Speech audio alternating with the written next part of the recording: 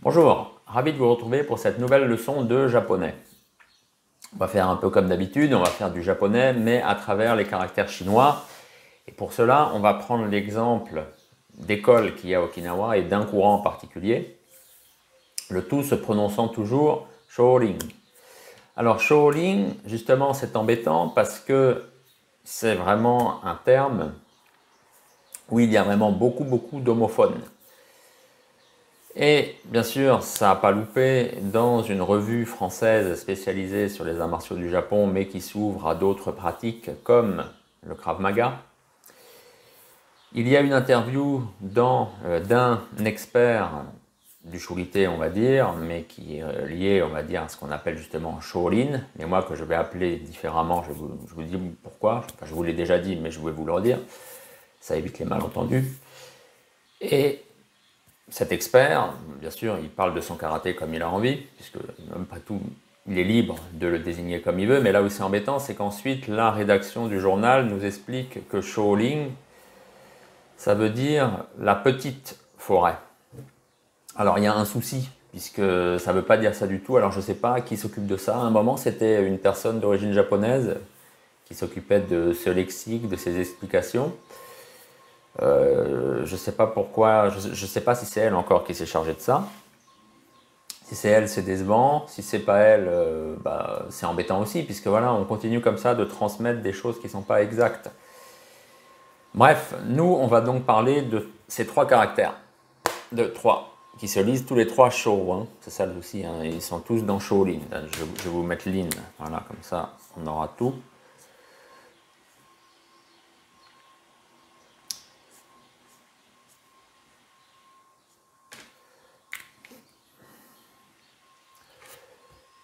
Voilà.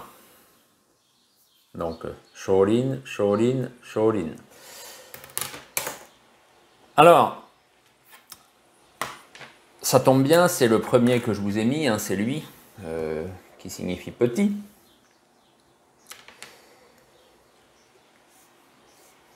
Donc, ce caractère, c'est un pictogramme. Là, c'est bien, on est vraiment dans le pictogramme. Alors, il signifie quoi à l'origine? Vous voyez, ces trois traits, hein, chaud, trois traits. Ben, c'était en fait comme ça, c'était des traits, puisque si on dit que ça, en fait, c'est des traits normaux, eh bien, si on fait en fait des traits qui sont beaucoup plus petits, ça indique quelque chose qui est petit, ça indique quelque chose qui n'est pas développé. Et c'est devenu par la suite, avec bien sûr cette façon, hein, d'écrire ça, c'était tout quand on a commencé à écrire sur les carapaces de tortue, sur les ossements de bœuf, sur les omoplates de bœuf, des choses comme ça. C'est devenu ça, voilà. Petit. Donc ça, si on le met avec bien sûr la forêt, c'est la petite forêt, mais pas trop. Puisque souvent, quand on parle de Shaolin à Okinawa ou de Shaolin en chinois, c'est pas ce caractère-là, c'est lui. Alors lui, c'est très simple. En fait, on a juste ajouté un trait. Vous voyez là, on a notre petit, et là, on ajoute un trait. Voilà. Et forcément, le sens n'est plus du tout le même. On passe de ce qui est petit à ce qui est peu abondant, en petit nombre.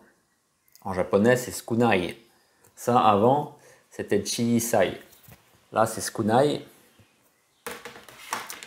Donc, tsukunai, ça veut sûrement pas dire quelque chose de petit. Ça veut dire quelque chose de peu abondant, voire de rare. On peut aussi l'employer pour désigner une période de temps très courte. Qu'est-ce qui signifie encore? Et il a le sens de jeune. Jeune, hein, comme pas très âgé. Et c'est pour ça que notre Shaolin, donc ensuite le Shaolin à Okinawa, ne se traduit sûrement pas par la petite forêt. C'est une erreur fondamentale puisque il n'y a pas, ce caractère ne veut pas dire petit. Il veut dire, je viens de vous le dire, quelque chose qui est en petite quantité, pas très abondant, mais il veut aussi dire jeune, comme je viens de vous le dire. Et c'est pour ça que Shaolin, voilà, Shaolin, ce type de karaté à Okinawa, eh bien, c'est la jeune forêt. Ça ne veut pas vouloir dire autre chose. Donc si vous dites autre chose, ben, vous êtes dans l'erreur. Soit vous n'avez pas compris, soit vous répétez une erreur. Et c'est dommage puisque malheureusement c'est comme ça ensuite qu'il y a des incompréhensions, des choses qui ne vont pas dans vos arts martiaux, puisque si déjà au niveau du sens premier des caractères de la pratique ça ne va pas, eh bien forcément à un moment ou à un autre il y aura quelque chose qui n'ira pas. Donc vous avez compris, on se retrouve avec deux homophones, Shaolin et Shaolin, qui se prononcent exactement pareil. C'est pour ça que moi, lui, dans mes bouquins, quand il est question par exemple du karaté de cet expert, hein, dans cette revue, je parle de Kobayashi. Voilà. Ça se lit Shaolin si on a envie, mais ça peut aussi se lire Kobayashi. C'est pas une erreur. Et il y a des experts Okinawa aussi qui parlent de leur karaté qui est Kobayashi Ryu. Puisque forcément, quand vous écrivez Shaolin, homophone complet. Mais dès que c'est écrit, on sait de quoi on parle, puisque vous voyez, il y a la différence. Enfin, c'est clair comme de l'eau de roche. À l'oreille, ça va pas. À l'écrit, ça va mieux. Donc c'est pour ça qu'il est question, moi, c'est ça, c'est Kobayashi, et ça, c'est Shaolin. Après, pour aussi distinguer, puisqu'il y a plusieurs écoles aussi qui s'appellent Shaolin avec ce caractère-là. Là, il n'y en a qu'une. Hein. Ça, c'est ce qui vient, c'est Chibana. Donc en gros, en France, c'est Chineng, c'est Adania, c'est Higa. C'est les trois filiations en France qu'on a du karaté de Chibana. Donc Kobayashi pour moi, on peut aussi dire Shaolin, il n'y a pas de problème. Hein. Si vous dites Kobayashi, au moins on sait de quoi on parle. Là, l'autre Shaolin, donc Sukunai Hayashi, on pourrait dire, justement, le karaté d'Eshimabukuro de Chatang, il est question justement de Sukunai Hayashi Ryu, puisque c'est ce karaté-là qui vient de Kyang, lui. Ça, c'est Chibana, donc lié à Itosu. Et ça, bien sûr, c'est Kyang. Voilà. Et il y a le dernier de ces homophones, qui peut aussi se lire Shaolin, c'était lui, hein, vous voyez, Shaolin.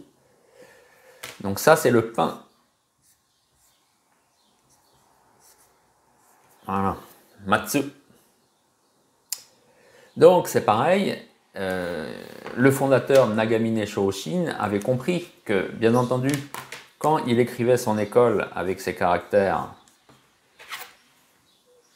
ça se lisait Shaolin si on avait envie, donc ça renvoyait au karaté de Kyang, ce Shaolin-là, mais lui, voilà, il était, on peut dire qu'il faisait sa propre sauce, donc il avait un caractère différent. Le premier caractère était différent.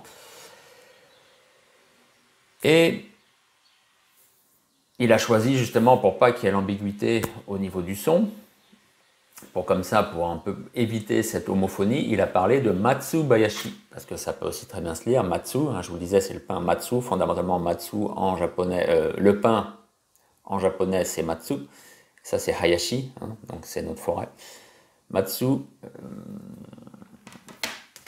Matsubayashi. Voilà, et bien sûr Ryu pour lier tout ça, enfin pour indiquer que c'est une école.